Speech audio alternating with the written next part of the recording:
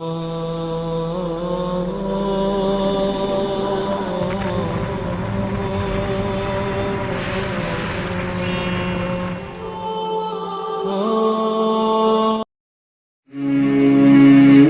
kalsoonow naftaada, ha cadaabin qofnimadaada, ha caburin afkaartaada, hana cidleenin fursadahaaga. Waxaad tahay in ka badan intaad isku haysato. mararka qaar waxaa laga yaabaa inaad isku malayso inaad liidato magac ahaan, maal ahaan ama muuqaal ahaanba. in dad badan oo dunidan ku nool waxay ku haminayaan inay ku noolaadaan noloshaada quruxda badan oo kale. dadka madow waxay raadinayaan midabka caddaanka ah, halka kuwa cadna ay raadinayaan midabka madowga ah. daawaduna waa kalsoonida.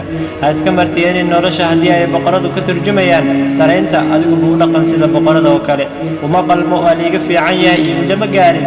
waa astaamo daciiftinimo ah oo muujinaya qof isdhiibay oo weliba ku bishaarayso waxaad haysataa wax walboo kaa maqan waxaad uga maaranto.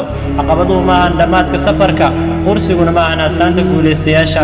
adiguna kama caaganid guusha ee ku kalsoonow naftaada.